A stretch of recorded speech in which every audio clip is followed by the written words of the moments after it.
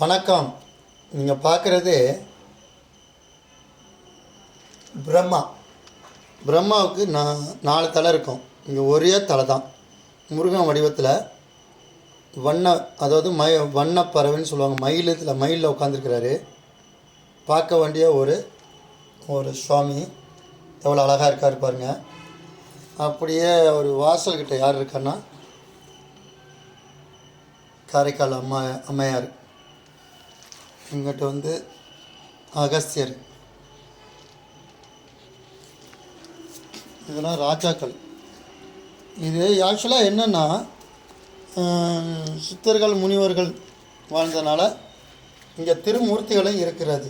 இங்கே பாருங்கள், அம்மை அப்பனோட நந்தி மேலே கல்யாண கோலத்தோட காட்சி கொடுக்குறாங்க. நந்தி மேலே உட்காந்து கல்யாண காட்சி நந்தி மேலே கொடுக்குறாங்க. அதுமாதிரி இங்கே லிங்கம், இந்த பக்கம் அகஸ்தியர், பேர் பிரம்மா ஈஸ்வரர்.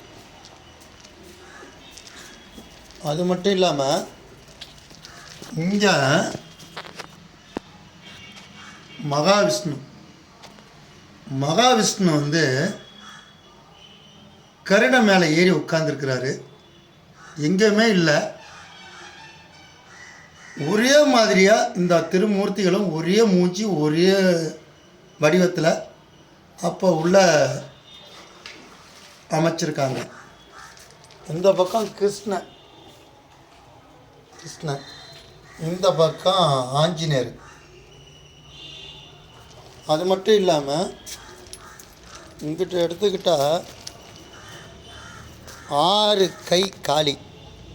மாரிமுத்து ஐயா கிட்ட இருக்கிறது 6 கை காளி. இது யாருன்னா பைரவர், 5 தலை பைரவர்.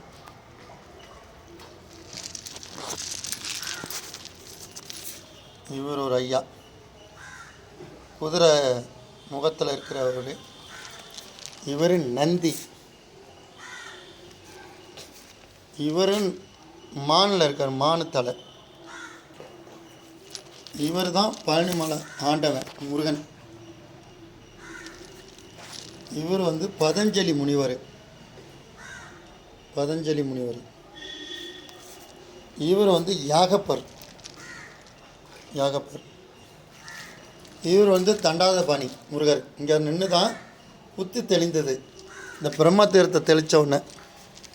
இவர் அகஸ்தியமா முனி வீணையோட.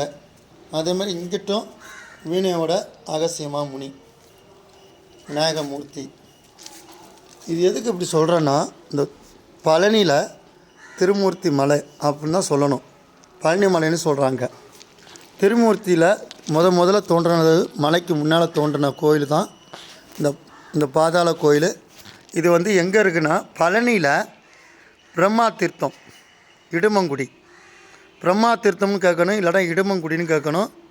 இந்த பாதாள கோயிலில் ஒரு கோடி பேர் கிரிவலம் போனாலும் இந்த கோயிலுக்கு ஒரு 10 பேர் தான் வருவாங்க. அந்த மாதிரி இந்த கோயிலுக்கு வந்தால் பல நன்மையை கிடைக்கும். இதுதான் பழனி திருமூர்த்தி மலை, அதான் பழனி கோவில். நல்லது, எல்லோருக்கும் நல்லது.